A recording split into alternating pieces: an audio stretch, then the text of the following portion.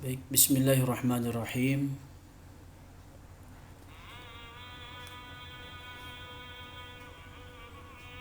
Alhamdulillahilladzi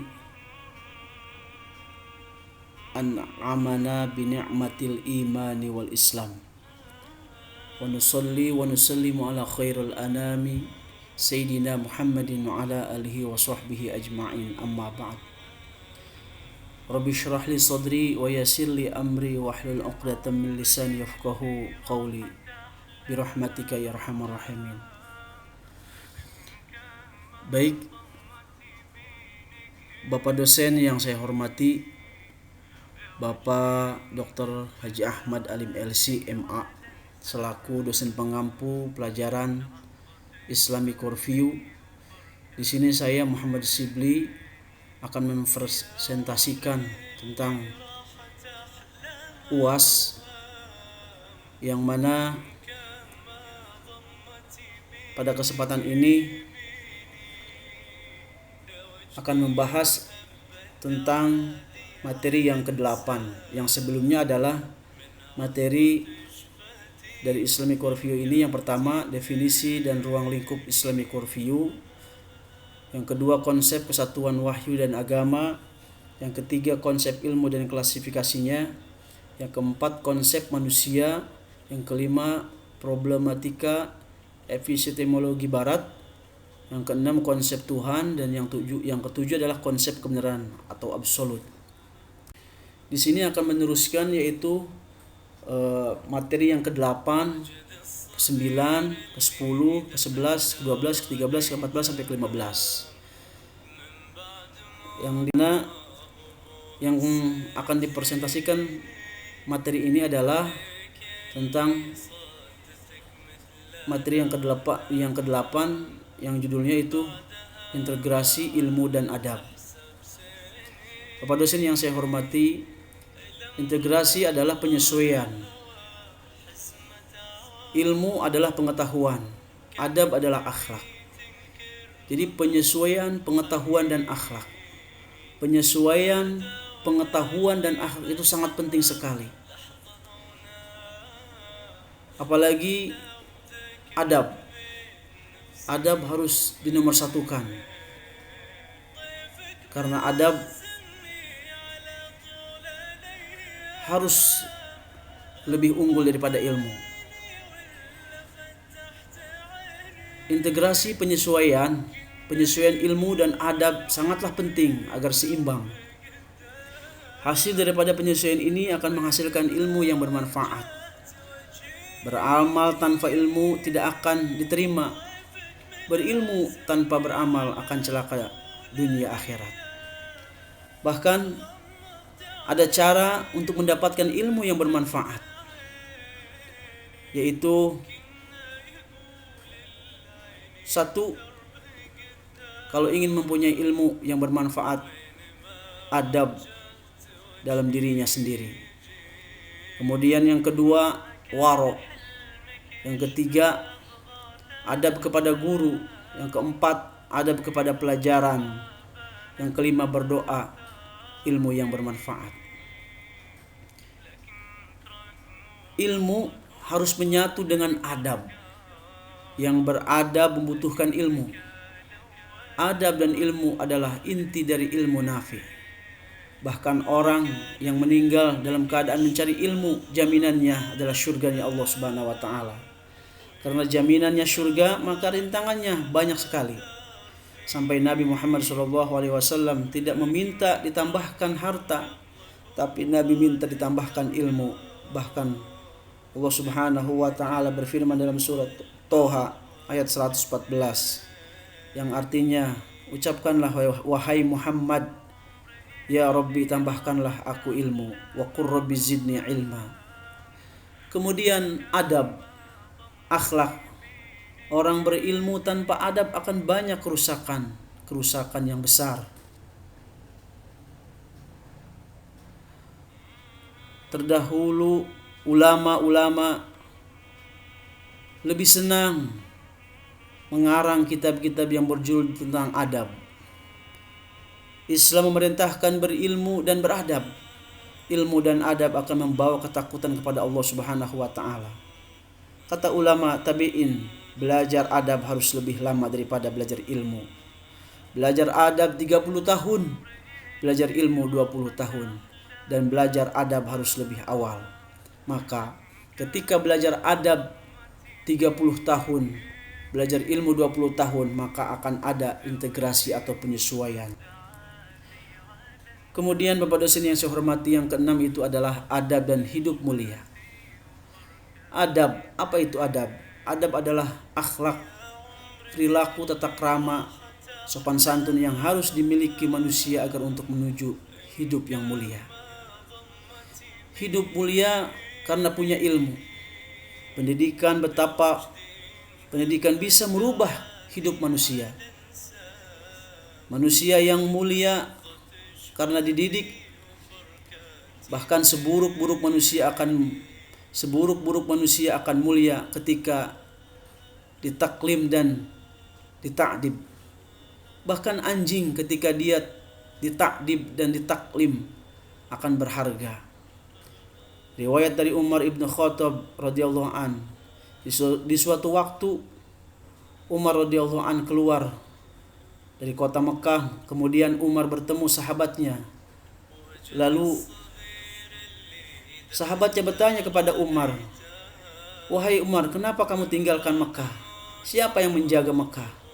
Umar radhiyallahu an berkata, "Ada Hamzah. Dia adalah budak hitam, tapi aku percaya Hamzah bisa menjaga Mekah karena dia berilmu dan beradab." Konsep takdib dan taklim dalam Al-Quran bisa diperumpamakan kepada anjing. Contoh anjing Ashabul Kahfi yang diangkat derajatnya di hadapan Allah Subhanahu wa taala. Bahkan anjing yang dididik akan berharga di hadapan manusia, bahkan halal hasil buruannya. Kemudian konsep takdib dan mentaklim butuh kesabaran.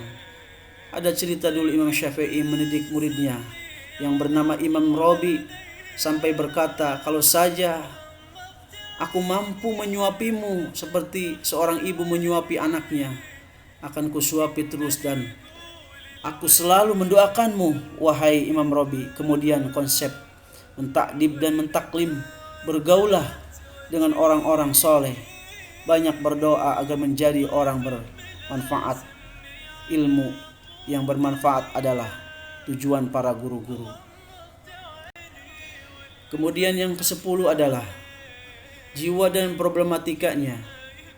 Jiwa adalah diri manusia itu sendiri atau roh yang menyebabkan kehidupan. Problematika adalah keinginan, harapan atau nafsu. Kenapa jiwa manusia itu problematik? Karena perilaku sendiri. Sebagaimana hadis Nabi SAW yang artinya, kenapa manusia jiwanya terganggu? Itu karena perilaku sendiri, dikarenakan dosanya sendiri. Jiwa seseorang akan kuat apabila akidahnya, imannya kuat. Pentingnya menjaga jiwa. Sebaliknya, semakin diikuti nafsunya, maka jiwanya menjadi gelap. Sampai ada sahabat Nabi bertanya, "Apa itu dosa ya Nabi Allah?" Dijawab oleh Nabi SAW yang artinya, dosa itu adalah sesuatu yang membuatmu gelisah. Orang gelisah mudah stres. Bahkan bagi manusia yang berbuat dosa kemudian tidak segera bertaubat, maka dosa itu akan mengeras, brutal, sakit. Sebagaimana hadis Nabi Muhammad SAW yang artinya, sesungguhnya hati manusia itu seperti besi yang berkarat. Hati kalau sudah berkarat maka akan tertutup. Hati kalau sudah berkarat maka akan menolak kebaikan. Dosa membuat hati manusia keras. Sebagaimana firman Allah Subhanahu wa taala dalam surah Al-Baqarah, "Fi qulubihim maradun fazadahumullahu marada wa lahum 'adzabun alimun bima kanu yakdzibun." Yang artinya, dalam hati mereka ada penyakit, lalu ditambah Allah penyakitnya, dan bagi mereka siksa yang pedih disebabkan mereka berdusta. Jiwa yang problematika itu karena hatinya sakit. Imam Ghazali menegaskan dalam 4 perkara yang membuat manusia terhalang kepada Allah Subhanahu wa taala, jiwanya sakit. Yang pertama adalah hubud dunia. Yang kedua adalah riya. Yang ketiga adalah khutuwati syaitan. Yang keempat adalah hawa nafsu. Inti manusia itu adalah hati. Apabila hatinya baik, maka baik semua perbuatannya. Dan apabila hatinya buruk, maka buruk juga perbuatannya. Kalau manusia melakukan kerusakan, maka akan melebihi binatang. Al-Quran surah Al-A'raf 197, yang artinya jauhi jiwa kita dari yang syubhat, karena bisa merusak hati, merusak jiwa. Bahkan Abu Bakar As-Siddiq memuntahkan makanan yang sudah dimakan karena makanan itu syubhat. Saking takutnya Abu Bakar kepada syubhat. Kemudian tazkiyatun nufus, mensucikan manusia dari dosa atau mendidik jiwa, itu adalah tugas para nabi. Sebagaimana firman Allah Subhanahu wa taala surah Al-Jumu'ah yang berbunyi, kama arsalna fikum rasulan minkum yatslu alaikum ayatina wa yuzakkikum wa yuallimukumul kitab wal hikmata wa yuallimukum ma lam takunu ta'lamun. Yang artinya, sebagaimana kami telah menyempurnakan nikmat kami kepadamu, kami telah mengutus kepadamu rasul di antara kamu yang membacakan ayat-ayat kami kepada kamu dan mensucikan kamu dan mengajarkan kepadamu Alkitab dan Al-Hikmah, serta mengajarkan kepada kamu apa yang belum kamu ketahui. Quran surah Al-Baqarah ayat 151. Kemudian yang ke-11 adalah konsep alam, seni dan kebudayaan dalam perspektif Islam. Allah Subhanahu wa taala menciptakan alam, kemaslahatan manusia, dan alam diciptakan tidak sia-sia. Allah Subhanahu wa taala menciptakan alam ini pun kun fayakun. Islam mengikat bahwa alam ini diciptakan oleh Allah Subhanahu wa taala dan kita hanya memakmurkan alam ini dengan ibadah kepadanya, sebagaimana firman Allah Subhanahu wa taala surah Az-Zariyat 56, wa ma khalaqtul jinna wal insa illa liya'budun, yang artinya tidak aku ciptakan jin dan manusia kecuali untuk beribadah. Kemudian alam itu sifat tumbuhan. Alam itu yang diciptakan Allah menurunkan wahyu untuk alam. Umat Islam sebagai wakil atau khalifah yang memakmurkan alam ini. Bahkan pergaulan alam dengan manusia ini termasuk kebudayaan. Manusia tidak terlepas dengan agama, sosial, ekonomi, politik, sains, kesenian, karena harus ada kesenjangan sosial. Namun semua ini tidak terlepas dari pemberian Allah Subhanahu wa taala dan harus dibudidayakan secara islami agar tidak menjadi malapetaka dunia dan akhirat. Kemudian alam itu siwallah, artinya alam itu sosial, rohaniyahnya itu manusia. Alam itu sosial, rohaniyahnya itu manusia. Seorang muslim harus menilai Islam dalam alam ini. Namun orang barat sekuler memandang alam ini berdiri sendiri. Kenapa orang barat seperti itu? Karena mereka punya dendam sejarah sehingga mereka meninggalkan ajaran Islam. Kemudian alam itu sifat syahadah. Manusia bisa memakmurkan alam ini dengan akal. Manusia membudayakan alam ini dengan Islam. Manusia memiliki kekayaan yang sangat berharga, yaitu alam. Maka jadikan alam ini alam yang islami. Kemudian judul yang ke-12 yaitu Pilar Kebangkitan Umat Islam. Bangkitnya umat Islam ada dua. Rusaknya umat Islam ada dua.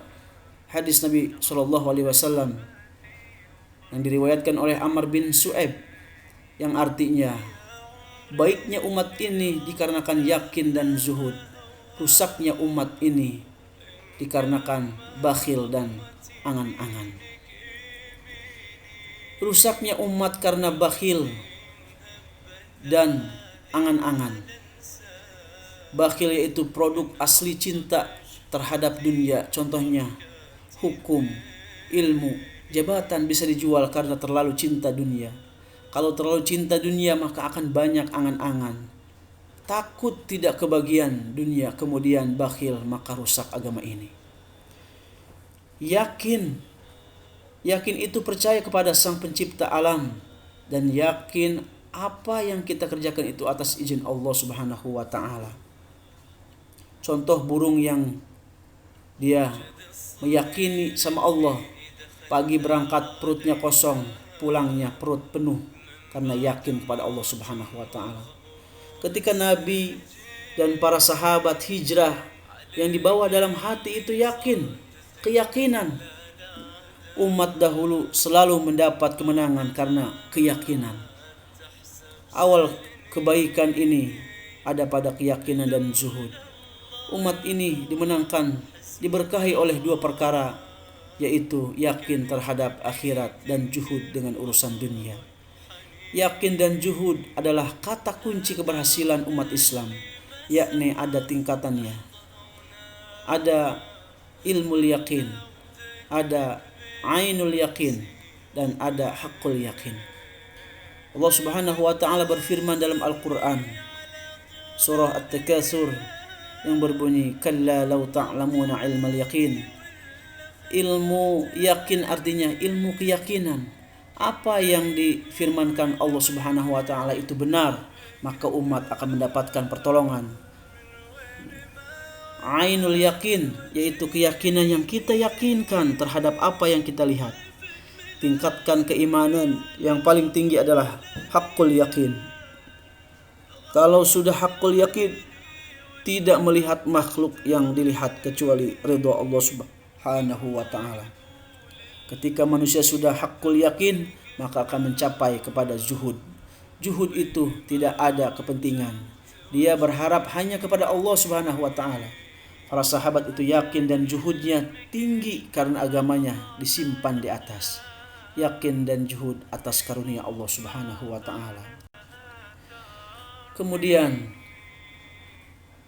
yang berikutnya yaitu judulnya Pilar Kebangkitan Umat Islam. Melalui perjalanan mencari ilmu dari kota Bukhari ke kota hujan. Cerita salah satu imam ahli hadis, pilar kebangkitan umat Islam yang patut dijadikan motivasi untuk anak-anak muda. Imam Bukhari adalah nama aslinya Muhammad Ismail Al-Bukhari, pengarang kitab Sahih Al-Bukhari. Sahih Al-Bukhari ini bisa dijadikan pedoman setelah Al-Quran. Imam Bukhari adalah salah satu imam besar, ahli hadis, pengarang kitab. Saking apiknya beliau mengarang kitab, beliau mencatat nama guru-gurunya yang beliau catat sekitar 1000 sampai 1080 guru. Lama Imam Bukhari bukan orang Arab, tapi beliau orang Bukhara yang sekarang disebut negara Uzbekistan, pecahan Uni Soviet yang sekarang jadi negara komunis. Usia 10 tahun beliau terbiasa menghafal ilmu-ilmu agama, menghafal hadis, menghafal Al-Quran. Kemudian beliau ketika umur 5 tahun buta permanen, juga keadaannya yatim. Kata ibunya, aku mendoakanmu wahai anakku. Tanda tiada henti-hentinya. Itulah doa orang tua sangatlah dikabul untuk anak-anaknya. Sebagaimana hadis Nabi SAW yang artinya doa orang tua terhadap anaknya seperti doa Nabi pada umatnya. Kemudian ada cerita dari Sulaiman bin Ayyub dari Irak. Ketika aku belajar Al-Quran, kata Sulaiman bin Ayyub, di Masjid Roy di Baghdad, ketika belajar surah Al-Fatihah sulit sekali. Kemudian gurunya Sulaiman bin Ayyub menyuruh kepada Sulaiman bin Ayyub untuk pulang dulu, minta doa dari ibunya. Kemudian setelah balik lagi ke gurunya untuk belajar Al-Fatihah, Sulaiman bin Ayyub diberikan kemudahan dalam belajarnya. Wasilah doa ibunya atau orang tua. Diabolisme ini disebabkan 3 perkara, yaitu syubhat, syahwat, dan mengikuti budaya syaitan. Yang pertama adalah syubhat. Syubhat itu keraguan-raguan. Karena minimnya ilmu agama, orang bisa terjerumus dengan syubhat. Ini dalam Islam. Dalam Islam itu jelas mana yang halal, mana yang haram. Maka kalau punya ilmu agama pasti tidak akan terjerumus. Yang mencampur aduk halal dan haram adalah syaitan. Yang lebih parah, syubhat orientalis, mereka yang merubah Al-Quran. Ada juga syubhat sekularisme yang meninggalkan agama demi keasikan dunia. Bahkan sekularisme sudah mendunia. Sekularisme lahir di Eropa melalui penjajahan dan banyak negara yang tanpa agama. Ada juga syubhat liberalisme. Mereka tidak menolak agama akan tetapi mencampur agama. Ada juga syubhat ateisme. Menurut mereka Tuhan itu sudah mati. Ateisme contohnya seperti teori Darwin yang mereka berpendapat manusia berasal dari kera. Kemudian yang kedua adalah syahwat. Syahwat adalah kecondongan, keinginan syahwat. Syahwat itu diciptakan untuk manusia seperti syahwat makan, minum, tidur, dan lain-lain. Namun syahwat harus dikendalikan. Kalau syahwat birahi itu kelakuan setan. Syahwat berlebih-lebihan, mubazir, itu kelakuan setan. Hasud, iri, dengki, ria, takabur, itu adalah syahwat yang tidak bisa dikendalikan. Maka jauhilah syahwat yang tidak bisa dikendalikan. Kemudian yang ketiga adalah mengikuti budaya syaitan. Perbuatan munkar, perbuatan tidak terpuji, seperti membunuh tanpa adanya alasan, berzina, mabuk, judi, berbohong, menipu, dan berbuat keji, dan berbuat hal-hal lain. Semoga kita termasuk golongan. Semoga kita dijauhkan daripada golongan tersebut. Kemudian yang terakhir adalah alam gaib dan kebangkitan. Alam gaib adalah alam tidak bisa dilihat dengan mata zahir, akan tetapi ada dan harus diimani. Di sisi Allah Subhanahu wa taala, alam gaib dan alam nyata itu tidak terhalang. Firman Allah Subhanahu wa taala, Quran surah Al-Baqarah ayat 3. Alladzina yu'minuna bil ghaibi, yang artinya, hai orang-orang, berimanlah kamu kepada yang gaib. Kebangkitan adalah al-ba's, yaitu dibangunkan dari kematian yang nyata. Al-ba's ada 2. Al-ba's kecil contohnya adalah bangun dari tidur setiap hari. Bangunnya orang tidur juga disebut al-ba's. Bahkan ada yang tidurnya ratusan tahun, seperti Nabi Uzair, 100 tahun tidurnya. Kemudian 7 pemuda Ashabul Kahfi yang 350 tahun tidur. Ketika bangun tidur ratusan tahun itu juga disebut al-ba's. Itu contoh kebangkitan kecil. Kemudian yang kedua adalah al-ba's besar. Contohnya kebangkitan yang nyata adalah ketika sudah dimatikan. Pada hari itu manusia mendengarkan tiupan sangkakala yang nyata, yaitu yaumul khulud, hari kebangkitan. Ada orang ketika dibangkitkan dalam keadaan buta, padahal di dunia tidak buta. Mereka adalah yang ketika di dunia membutakan diri dari ayat-ayat Allah Subhanahu wa taala. Ada manusia ketika dibangkitkan wajahnya bercahaya. Kenapa? Karena dia semasa di dunia, semasa hidupnya menjaga wudunya, salatnya. Kemudian Nabi mengenal cahaya itu. Cahaya orang yang menjaga wudu, orang yang bercahaya akan kebawa ke surganya. Di hari kebangkitan orang akan menyesal, maka perbanyaklah bekal untuk hari kebangkitan. Menurut orang-orang ateis, mati itu karena alam.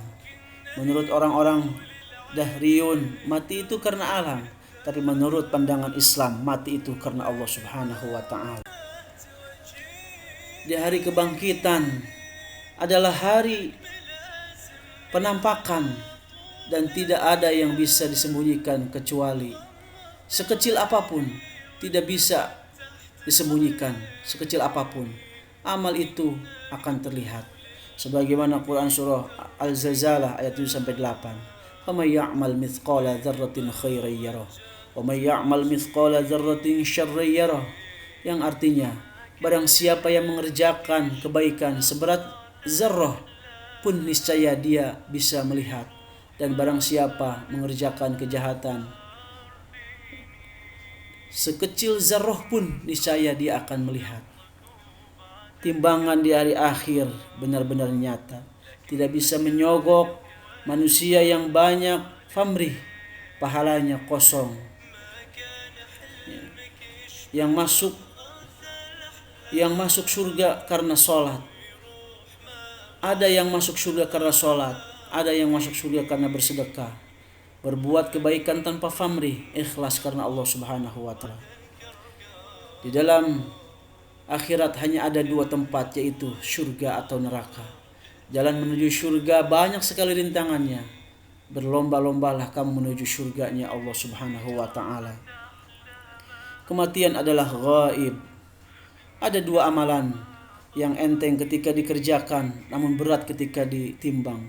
Hadis Nabi SAW yang diriwayatkan Abu Hurairah dari Nabi Muhammad SAW, beliau bersabda, kalimatani khafifatani 'alal lisan, saqilatani fil mizan, habibatani ilar rahman, subhanallahi wa bihamdihi, subhanallahil azim. Dua kalimat yang ringan di lisan namun berat di timbangan dan disukai Ar-Rahman, yaitu kalimat subhanallah wa bihamdihi, subhanallahil azim. Maha suci Allah dengan segala puji baginya, maha suci Allah yang maha agung. Hadis riwayat Bukhari nomor 6682 dan Muslim nomor 2694. Semoga ada manfaatnya bagi saya, umumnya muslimin muslimat. Amin ya Allah ya rabbal alamin. Sekian, wassalamualaikum warahmatullahi wabarakatuh.